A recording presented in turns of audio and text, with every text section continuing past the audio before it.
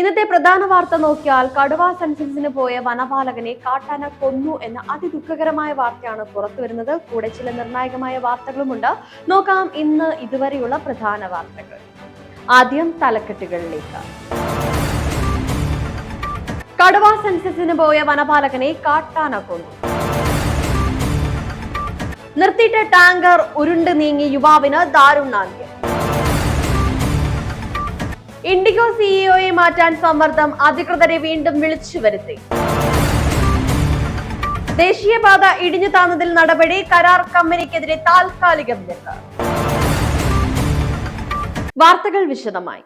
കടുവ സെൻസസിനായുള്ള വിവരശേഖരണത്തിന് പോയ പാലക്കാട് അട്ടപ്പാടിയിലെ പുതൂർ ഫോറസ്റ്റ് ബീറ്റ് അസിസ്റ്റന്റ് കാളിമുത്തുവാണ് കാട്ടാനയുടെ ആക്രമണത്തിൽ ദാരുണമായി കൊല്ലപ്പെട്ടത്. കാട്ടാന ആക്രമിക്കാനെത്തിയപ്പോൾ കാളിമുത്തുവും കൂടെയുണ്ടായിരുന്ന മറ്റു ഉദ്യോഗസ്ഥരും ഓടി മാറിയെങ്കിലും കാളിമുത്തുവിനെ പിന്നീട് കണ്ടെത്താനായില്ല.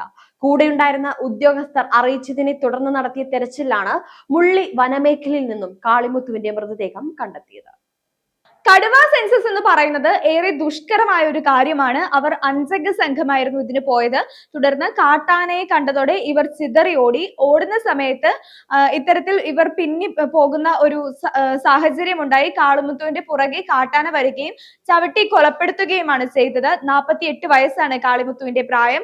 കാണാതായതിനെ തുടർന്ന് നടത്തിയ അന്വേഷണത്തിലാണ് ഇപ്പോൾ മൃതദേഹം കണ്ടെത്തിയത്. ഗുരുതരമായി തന്നെ ചവിട്ടേറ്റിട്ടുണ്ട് എന്നാണ് പ്രാഥമിക പരിശോധനയിൽ തന്നെ വ്യക്തമാകുന്നത്. കൂടെ ഉണ്ടായിരുന്ന ഒരാൾക്ക് കൂടി പരിക്കേറ്റിട്ടുണ്ട്. അയാളെ ഇപ്പോൾ സമീപത്തുള്ള ഒരു ആശുപത്രിയിൽ പ്രവേശിപ്പിച്ചിട്ടുണ്ട്. ഓരോ 4 വർഷത്തിലും കടുവ സെൻസസ് ഉണ്ടാവും. അതീവ ഗുരുതരമായ ഒരു പ്രവർത്തനം തന്നെയാണ് ഇത്തരത്തിൽ കടുവ സെൻസസ് എന്ന് പറയുന്നത്. എന്തായാലും ഇപ്പോൾ കാളിമുത്തുവിന് വളരെ ദുഷ്കരമായ ഒരു അപകടം തന്നെയാണ് സംഭവിച്ചിരിക്കുന്നത്. രാജ്യത്തെ വിമാനയാത്രയെ സ്തംഭിപ്പിച്ച ഇൻഡിഗോ വിമാന സർവീസ് പ്രതിസന്ധിയിൽ കേന്ദ്ര സർക്കാർ ശക്തമായ നിലപാടുകളിലേക്കാണ് കടന്നുപോയിക്കൊണ്ടിരിക്കുന്നത്. പുഹി തിയ പൈലറ്റ് ഡ്യൂട്ടി നിയമങ്ങൾ നടപ്പിലാക്കുന്നതിലെ ആസൂത്രിത പിഴവുകളും ജീവനക്കാരുടെ കുറവുമാണ് വൻതോതിലുള്ള വിമാനങ്ങൾ റദ്ദാക്കാൻ കാരണമായതെന്ന് directorate general of civil aviation വ്യക്തമാക്കി. ഏറ്റവും ഒടുവിൽ ഇൻഡിഗോ വിമാനവുമായി ബന്ധപ്പെട്ട കേസിൽ കേന്ദ്രം നടപടി കടുപ്പിക്കുന്നു എന്ന കാര്യമാണ് മനസ്സിലാക്കാൻ കഴിയുന്നത്. ഇൻഡിഗോയുടെ സിഇഒയ്ക്കുണ്ടായ വീഴ്ചയാണ് എന്നാണ് നിലവിൽ അറിയുന്നത്. എന്തായാലും ഇൻഡിഗോയുടെ അധികൃതരെ വിളിച്ച് ഇന്ന് വൈകുന്നേരത്തോടുകൂടി ഒരു യോഗം തീരുമാനിച്ചിട്ടുണ്ട്. 4 അംഗ സംഘമായിരിക്കും ഈ യോഗം ചുമതല ഏൽക്കുക. ഈ അന്വേഷണ സംഘത്തിന്റെ മുൻപിൽ ഇരുന്നായിരിക്കും ഇന്നത്തെ യോഗം ഉണ്ടാവുക. ഇൻഡിഗോയ്ക്ക് നൽകിയിരിക്കുന്ന ഏറ്റവും പ്രധാന കാര്യങ്ങൾ 2 എണ്ണമാണ്. ഒന്ന്, ടിക്കറ്റ് എടുത്ത യാത്രക്കാർക്ക് ടിക്കറ്റ് വില തിരികെ നൽകുക എന്ന കാര്യമാണ്. മറ്റൊന്ന്, നിരവധി യാത്രക്കാർക്ക് അവരുടെ ലഗേജുകൾ നഷ്ടമായിട്ടുണ്ട്. 48 മണിക്കൂറിനകം തന്നെ ഈ ലഗേജുകൾ കണ്ടെത്തി അവർക്ക് തിരിച്ച് ഏൽപ്പിക്കണം എന്ന ആവശ്യവും ഇപ്പോൾ കേന്ദ്രത്തിന്റെ ഭാഗത്ത് നിന്നും ഇൻഡിഗോക്കെതിരായി ശക്തമായി നിലനിൽക്കുന്നു.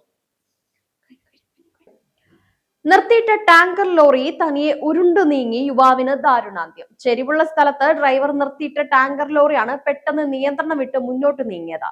ടാങ്കറിനടിയിൽപ്പെട്ട യുവാവ് സംഭവ സ്ഥലത്ത് വെച്ച് തന്നെ മരിച്ചു. മൃതദേഹം പോസ്റ്റ്മോർട്ടത്തിനായി ആശുപത്രി മോർച്ചറിയിലേക്ക് മാറ്റി. ഇരുമ്പനത്ത് ഹിന്ദുസ്ഥാൻ പെട്രോളിയത്തിന്റെ ടെർമിനലിലാണ് അപകടം ഉണ്ടായിരിക്കുന്നത്. 16 വീലുള്ള വലിയ ട്രക്ക് നിർത്തിയിട്ടിരിക്കുകയായിരുന്നു. ശേഷം ഡ്രൈവർ വണ്ടിയിൽ നിന്ന് ഇറങ്ങി പോവുകയും ചെയ്തു. എന്നാൽ ഇങ്ങനെ ഇറങ്ങി പോയെങ്കിലും വാഹനം തനിയെ മുൻപോട്ടേക്ക് നീങ്ങുകയായിരുന്നു. ഇങ്ങനെ മുൻപോട്ടേക്ക് നീങ്ങി മുമ്പിലുണ്ടായിരുന്ന വാഹനവുമായി കൂട്ടിയിടിക്കുകയായിരുന്നു.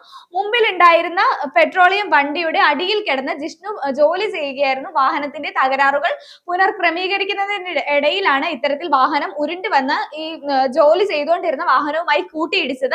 തുടർന്നാണ് ഇത്രയും വലിയൊരു അപകടം ഉണ്ടായത്. ഈ വാഹനത്തിന്റെ വീലിന്റെ ഇടയിൽ കുടുങ്ങിയാണ് ആലപ്പുഴ സ്വദേശിയായ ജിഷ്ണുവിന് മരണം സംഭവിച്ചത്. കൊല്ലം കൊട്ടിയത്തെ ദേശീയപാത 66ന്റെ നിർമ്മാണത്തിൽ ഗുരുതര വീഴ്ച വരുത്തിയ കരാർ കമ്പനിക്കെതിരെ കേന്ദ്ര സർക്കാർ കടുത്ത നടപടി സ്വീകരിച്ചു. കേന്ദ്ര ഗതാഗത മന്ത്രാലയം ഈ കമ്പനിയെ കരിമ്പട്ടികയിൽപ്പെടുത്തി. പദ്ധതിയുടെ പ്രോജക്ട് മാനേജർ അടക്കമുള്ള ഉദ്യോഗസ്ഥരെ സസ്പെൻഡ് ചെയ്യുകയും ചെയ്തു. തകർന്ന ഭാഗം കമ്പനിയുടെ സ്വന്തം ചെലവിൽ പുനർനിർമ്മിക്കാനും നിർമ്മാണത്തിലെ അപാകതകൾ പരിശോധിക്കാൻ AIT വിദഗ്ധന്റെ നേതൃത്വത്തിൽ സമിതിയെ നിയോഗിക്കാനും കേന്ദ്രം നിർദ്ദേശം നൽകി. കൊല്ലത്തെ റോഡ് തകർന്നതിനെ ഗൗരവമായി തന്നെയാണ് കേന്ദ്രം കണക്കാക്കുന്നത്. നിലവിൽ കരാർ കമ്പനിക്ക് 1 മാസത്തെ വിലക്ക് ഇപ്പോൾ ഏർപ്പെടുത്തിയിട്ടുണ്ട്. ഒരു വിദഗ്ധ സമിതിയെയും ഇതിനോടകം തന്നെ ഏർപ്പെടുത്തിയിട്ടുണ്ട്. 2 അംഗ സംഘത്തെയാണ് ഇതിന്റെ കൂടുതൽ വിശദാംശങ്ങൾ ചോദിച്ചറിയുന്നതിനും അന്വേഷിച്ചറിയുന്നതിനുമായി ഏർപ്പെടുത്തിയിരിക്കുന്നത്. എന്തായാലും ഇതിന്റെ ഏറ്റവും പ്രധാനമായി ചൂണ്ടിക്കാണിക്കുന്ന 2 കാര്യങ്ങളാണ്. ഒന്ന്, മണ്ണ്.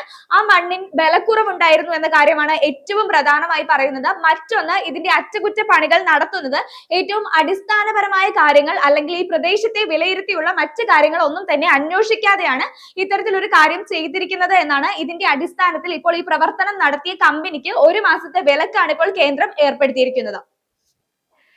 ഇന്നത്തെ ഇതുവരെയുള്ള പ്രധാന വാർത്തകൾ അവസാനിച്ചിരിക്കുകയാണ്. നാളെ വീണ്ടും പ്രധാനപ്പെട്ട നിർണായക വാർത്തകളുമായി കാണാം.